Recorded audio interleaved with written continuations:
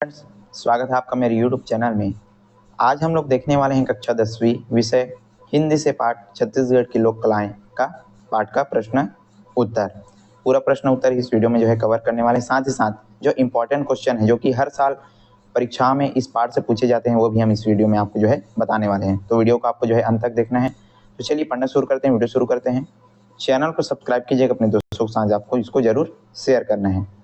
तो प्रश्न अभ्यास से पहला प्रश्न है, यहाँ पर है कि मनुष्य का संपूर्ण चिंतन, दर्शन और राग विराग लोक कला में सन्निहित क्यों है, ये आपको बताने हैं। चलिए इसका उत्तर देखते हैं। बहुत ही सरल है और आपको आसानी से समझ में आने वाले हैं। उत्तर है इसका, इस पृथ्वी पर मनुष्य सबसे पहले आया और यह वेदों से भी अधिक क्या है, प्राचीन है।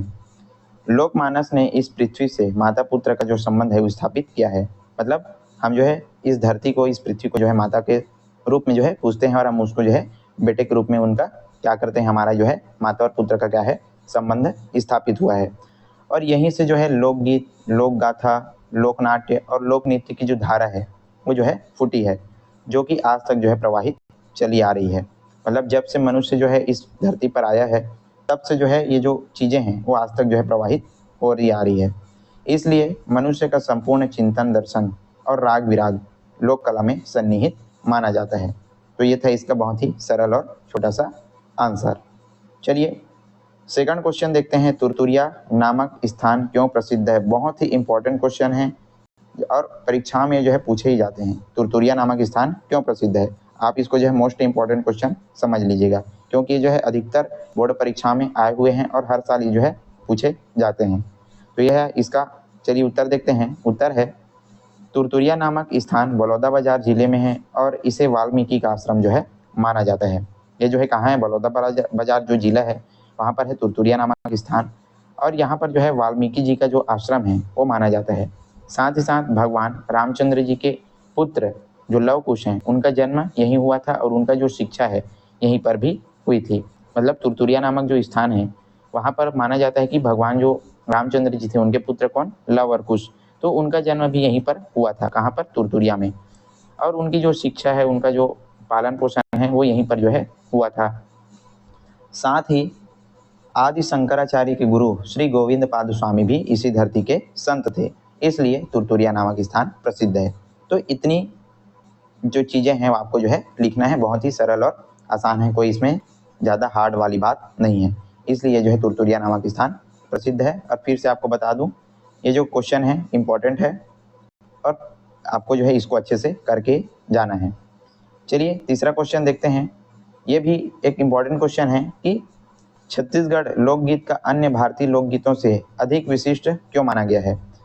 तो ये भी आपको ऑप्शनल में पूछा जा सकता है कि जो छत्तीसगढ़ी जो लोकगीत है अन्य भारतीय लोकगीतों से क्यों विशिष्ट है, और आपको ऑप्शन दिया जाता है। तो बहुत ही इसका सरल सा आंसर है। चलिए देखते हैं। छत्तीसगढ़ी लोकगीतों में धुनों की विविधता पाई जाती है। ये जो धुनों की विविधता है उसको आपको याद रखना है, धुनों की विविधता। तो यही है इसका और भारतीय अन्य लोकगीतों में अधिक विशिष्ट होने का कारण। मतलब छत्तीसगढ़ी जो लोकगीत हैं उनमें धुनों की विविधता पाई जाती है, जो कि अन्य भारतीय लोकगीतों से अलग स्थान बनाते हैं। ददरिया, सुआ, भोजली, जंवारा, बिहाव और भजन ये प्रमुख लोकगीत हैं। तो आपको इसको भी याद रखने हैं। ददरिया हमने पाठ में पढ़ा है। क्या होता है इसमें, एक जो प्रश्न उत्तरी वाला जो चीज़ें हैं वो इसमें चलती है। मतलब एक व्यक्ति इधर से जवाब देता है तो सामने तरफ से फिर उसका रिप्लाई आता है। तो इसको ददरिया में गाया जाता है।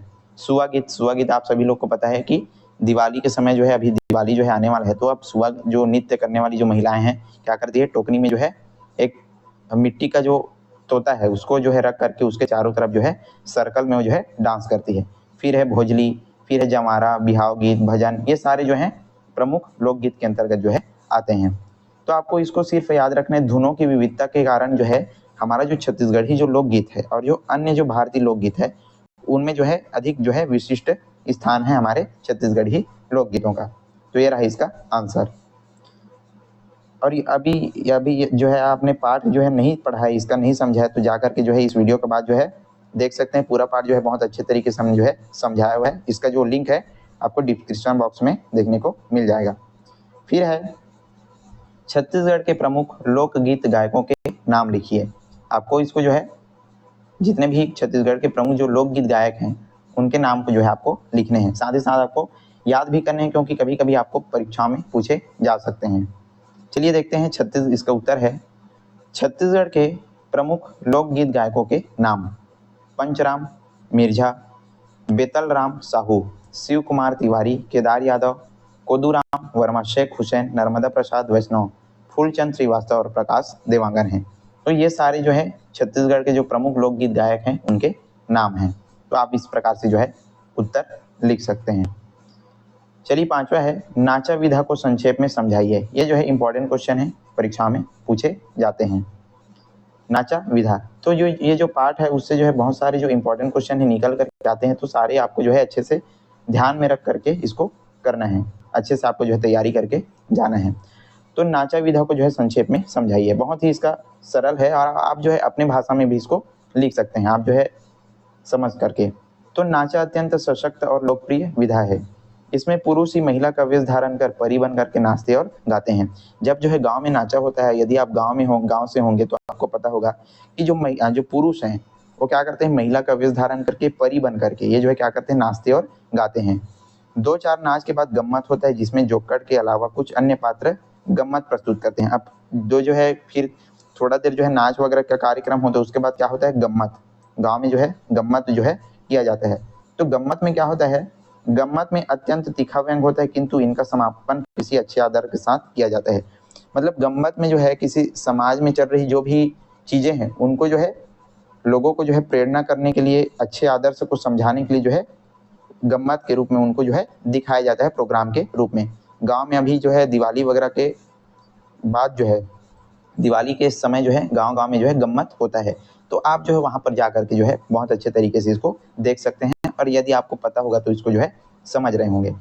तो उसी प्रकार से जो नाचा और गम्मत है दोनों को मिला करके क्या बोला जाता है, इसको नाचा कहा जाता है। नाचा और गम्मत दोनों को मिला करके इसको जो है क्या बोला जाता है, नाचा कहा जाता है। नाचा रात भर चलता है और सुबह कर्मा के साथ इसका क्या होता है, समापन होता है। जो कर्मा है उसके साथ इसका क्या किया जाता है, समापन किया जाता है। रात भर जो है नाचा कार्यक्रम चलता है और सुबह इसका जो है समापन किया जाता है। तो ये रहा इसका आंसर। फिर है छठवा, किन किन लोक कलाओं को लोक नृत्य की श्रेणी में रखा जा सकता है। तो आपको इसको बताने हैं। उत्तर देखते हैं इसका।